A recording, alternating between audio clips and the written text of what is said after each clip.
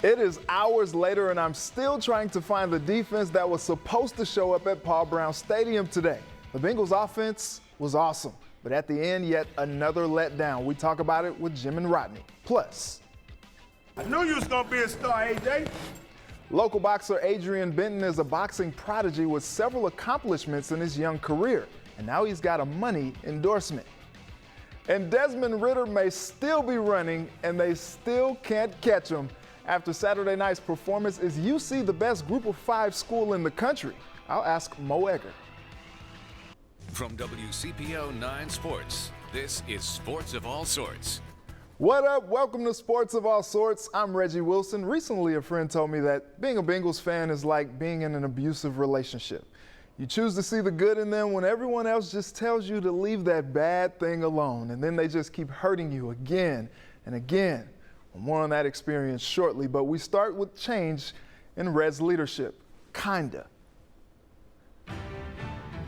Just a couple weeks after Reds president Dick Williams decided to step down, current general manager Nick Krall will be taking over the role as head of baseball operations, but his position title will not change from what it currently is. Some people look at this as, well, bumps along the way. I don't. I think it's every stop has been great. Every experience has been great and helped me prepare for this. That experience helps you make better decisions because you understand what people are going through when they're doing their jobs as well. Nick was asked if the coaching staff is going to remain intact moving forward, and short and simple, he said, yes, they are. Reds pitcher Trevor Bauer was named the National League's most important pitcher this year. We talked to him about that, but also asked him about free agency, and he admitted to trolling the whole league. Oh, I haven't. Yeah, I'm a proud internet troll. I like having fun. I like trying to connect with the fans and engage the fans in baseball. We told you a couple weeks ago about a Northern Kentucky high school golfer, Rylan Wotherspoon. He finished runner-up in the state golf championship. Well, now he's been named Kentucky's Mr. Golf. It just makes me think of what a great season I had, to keep my head up high and think of the positive things that came out of this whole season and all the hard work I put into it. Congrats to Rylan. He is a junior, but already committed to the University of Cincinnati. All right, it's the Battle of Ohio, Part 2. Bengals hosting the Browns first quarter. After the teams trade turnovers, Joe Burrow sneaks it in to give the Bengals a 7-0 lead. Let's go late to the second quarter. Game tied. Burrow throws a laser to Tyler Boyd, and that's a touchdown. Bengals up 17-10 at halftime. Defense in this one, optional today. Fourth quarter now. Cleveland has the lead. That 9-85 connection is strong. Burrow to Higgins. And that's the T, sis. TD pass gives the Bengals the lead. Back and forth we go. After a Brown score, Zach Taylor is in his bag on 4th and 1. That's a gutsy play call. Gio Bernard touchdown. Give Burrow 4 on the day. And the Bengals lead, but they left too much time for the Browns. Baker Mayfield, 21 straight completions. Throws a perfect pass to Donovan Peoples-Jones in the end zone, and that's what we call game.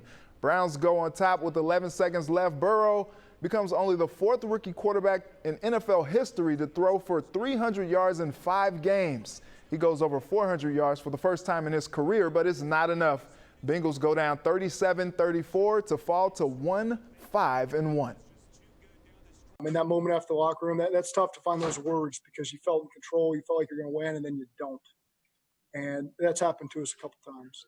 And this is a team that believes that we can put together a winning streak, a 1-game winning, 2-game, 3-game, 4-game, 5-game. Like we believe in it, and we just haven't done it. We haven't proven it to the outside world, but we're going to stick together. I can promise you that. All right, sticking with me to talk Bengals is Bengals all-time leading scorer Jim Breach and former Bengals cornerback Rodney Heath. Fellas, how we doing? We're good, Reg. Doing great, Reg. How are you? Good. All right, so Jim, what are your initial thoughts after that Bengals loss today? The offense is getting better. It's becoming more consistent. The defense really is struggling, and Baker Mayfield's had his 2 best games of the year against the Bengals. Guys are running free all over the field. They seem to be lost at times, and it's certainly frustrating because you'd hope that they'd be growing at this point, and unfortunately seem to be going in the wrong direction. Yeah, Rodney, what were your takeaways from this one? I really felt like, like I know the offense was doing very good. I thought that Joe showed that, again, that he can really make things happen. I mean, all the completions that he had, over 400 yards passing. Even without mixing today, I do know that, that running game could have, been a big plus. It's just on the defensive side, you got to just close out the game when you get the opportunity to do. You both mentioned Burrow. Like we said, he was money. First 400-yard passing game in his career. That go-ahead drive, he leads at the end. How tough is it, Rodney, to see him not get a win after that effort? I mean, it's extremely tough. I mean, because you have a guy like that who can deliver, and you look for a quarterback to be cool in the end and be able to hit his targets. Command the offense the way he commanded it, and anything that happens, he seems to be cool and he's able to respond, and that's what they have here, a guy that can respond, and that's a good future and a bright future to have with that quarterback. And Carlos Dunlap and Zach Taylor exchanged words post-game. Dunlap puts a flyer out on his house on social media right after. This thing is getting ugly with him and the team. Jim, how do you see this thing playing out? Not well at all. It's unfortunate. He's coming off really one of his best years he's had, and he's been not only just a great player here, but great in the community and a leader on the team.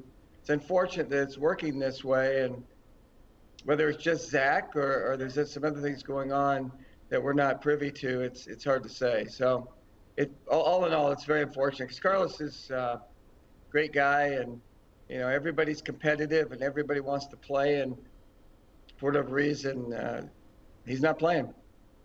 Absolutely. Real quick, A.J. Green says he feels like the old A.J. Green.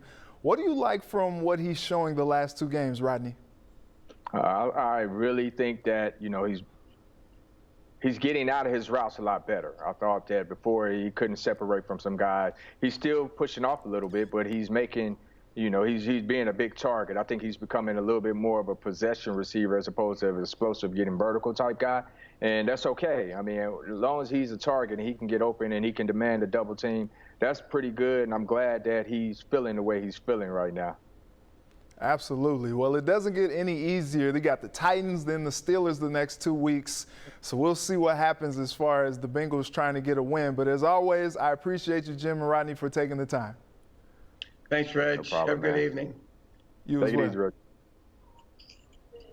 All right, so I want to hear from you. After another heartbreaking loss, how many more games will the Bengals win this season? Tweet me at Reggie Wilson TV and make sure to use the hashtag SOAS. Well, the Bearcats came back and made a statement on the road in their first real test of the season. Coming up, what that convincing win means for their conference pursuits, and I'll ask Mo Egger if Des Ridder can keep up his play from last night. Plus, We traveled around a couple other states and did some more sparring and got back to Floyd.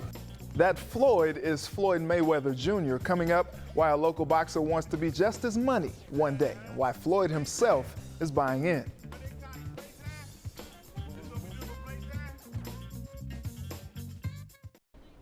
The Bearcats missed the last couple weeks due to the Rona and a bye, of course, coming back to a top 25 conference matchup against number 16 SMU, but they were sharp from the start. Desmond Ridder silences the haters, at least for a week anyway. He rushed for 179 yards and 3 touchdowns. Jared Dokes added another 105 yards and 2 touchdowns. The defense played a stellar game, and UC dominates the Mustangs 42-13 to stay undefeated, good enough to move up 2 spots to number 7 in the latest AP poll. Well, what a statement from the Bearcats to put the conference and maybe even the country on notice. My next guest is fired up about it. ESPN's 1530's Mo Egger. Mo, you still celebrating, or are you on to Memphis? I'm not moving on to Memphis until I have to move on to Memphis, which is going to be sometime Friday evening. So I might party all week long. All right, that's cool. That's cool. So that leads me into my first question. How encouraged are you about this team after Saturday night's performance? Reggie, I don't know if you're a UC fan, how you're not anything but elated and encouraged with what they did last night. Look, they they had as many penalty yards as passing yards. They hadn't played in 3 weeks. There have been questions swirling about the play they're getting at quarterback. Legitimate questions about their inability to get off to fast starts. They've let some teams hang in there on the road in recent years. So a lot going into this game. Plus, you played a quarterback who had 11 300-yard plus days in his college football career, and they won by almost 30 points. I certainly could have been convinced that they were going to win the game last night. You were going to have a hard time convincing me, as great as they have been defensively, you were going to have a hard time convincing me that on the road they would hold SMU to fewer than 20 points and win the game going away, and yet they did. And I think the really fun part, and frankly I think the really scary part for teams in the American Athletic Conference, is they left some plays on the field last night. They weren't perfect by any stretch. They had turnovers. Obviously the penalties have to get cleaned up. If they can sort of smooth out some of the rough edges from that performance we saw last night, man, then the sky really is the limit, and we could be talking about a team that runs the table this year.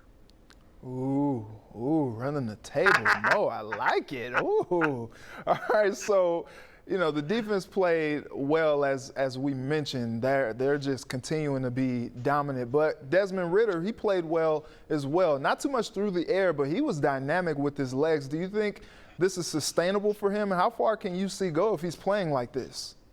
Well, is what we saw last night sustainable? Yes, because when Dez has been at his best, you don't expect 179 yards and 3 touchdown runs, but you expect him to be able to make plays with his legs. And to me, this is what Luke Fickell alluded to after the USF game when they won, and they won pretty handily, but offensively they were uneven. Dez left a lot of plays out there, and I think that's really when the doubters for Desmond Ridder, and by the way, I've lent my voice to that chorus. The doubters about Desmond Ridder have sort of come to a head. They did so after the USF game. After that game, Luke Fickell publicly and defiantly stood by his guy. But I think more important, he said, look, our plan has to be better, which to me meant you've got to better create a game plan around what Desmond Ridder does well. He's a great runner. Again, are you going to get 179?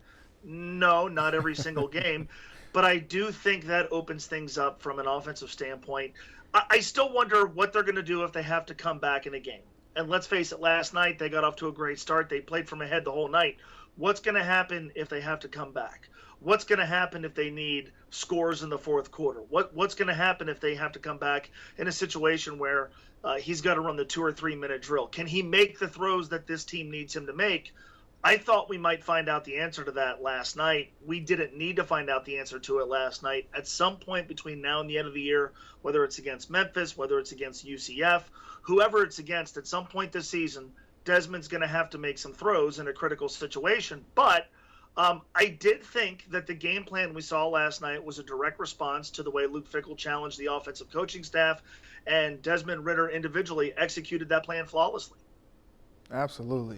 All right, Mo, so we got about a minute left, and you mentioned the Bearcats, they appear to be the class of the AAC. I mean, that high-scoring Mustangs offense, like you said, under 20 points. You said it earlier. Do you see them running the table the rest of the way? Really? I think it's hard to ever say that a team is going to run the table because that's really hard to do. But UCF certainly looks beatable. Tulsa is maybe going to present some problems that were unforeseen before the season started with the way that they've played and some of the things they can do defensively. But to me, that was the game they won last night. It wasn't the only hurdle they're going to have to clear. Cincinnati has played poorly in recent seasons against Temple, and they're going to have to go there. But that was the goal this season, right? To win the American Athletic Conference. The best way to do that is to play the conference championship game at home, and the best way to ensure you get the conference championship game at home is to win all your games. That was the goal this season. They're 40% of the way there, and if they can do that, they're going to have a place in the conversation, maybe not a place in the college football playoff, but a place in the conversation to be the group of 5 team that finally breaks through and gets that berth. A lot has to happen between now and then. This Memphis team has rebounded nicely the last couple of weeks. They've scored almost 100 points over the last couple of games, and they are the two-time the defending league champion who beat them 2 times last year with the same quarterback. So this is going to be a really tough test on Saturday. But we're not even having this conversation Yeah. if they don't win last night, and they were not favored to win last night. Absolutely. All right, Mo. Well, I appreciate you taking the time as always. Thanks so much. We'll do it again another time. Another enduring season for FC Cincinnati, and it may carry over for another couple years. Why? We ask Laurel Pfaller. Welcome back. If you're familiar with the Cincinnati boxing community, you know the name Adrian Broner. He's a former champion, once known as one of the best pound-for-pound boxers in the world. But a prodigy out of Mount Healthy wants to take the mantle, and now he has a strong backing. Get to the promised land. For boxers, Been working hard for this all your life. the gym is a sanctuary. It's fun. I mean, you get to beat up on people without getting in trouble. It's also a place where a father and son have formed a unique bond. When he was 8 years old, we took him to the gym, and the first day in the gym, he sparred. I said, well, this might be your new sport. Kevin Benford trains his son, Adrian Playtime Benton. Anything you could think of, he probably done made me do it. And Benford never lets up. You got to press them a little harder, you know. Even when they ready to quit, you know, you look at them, you see the quit in them.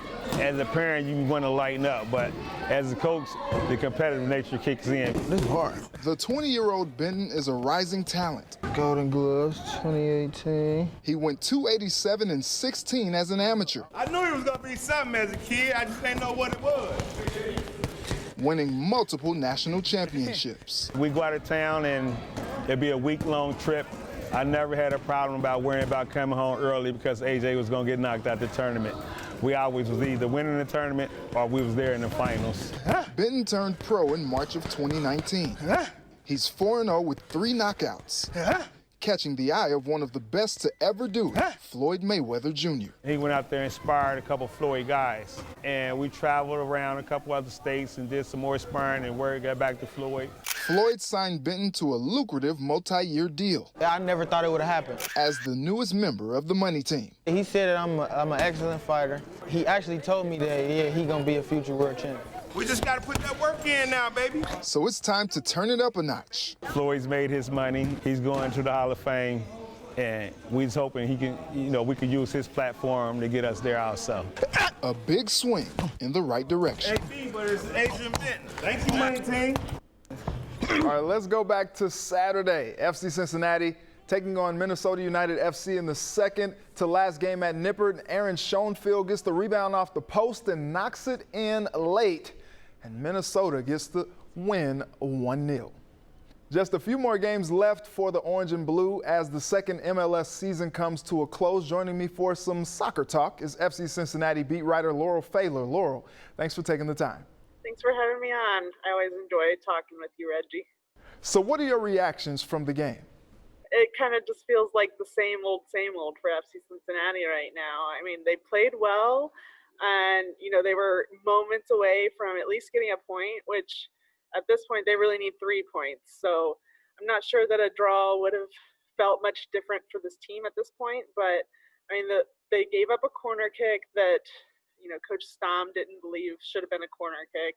Nick Hagelin was trying to call it for a goal kick. It looked like maybe it did go off his shin, but it was really hard to tell. And then Minnesota United went and scored off the corner kick. So they've had these situations before where they've just broke down at the end of a game and something happened against them as far as a call, and you just kind of wonder when their luck is going to start turning.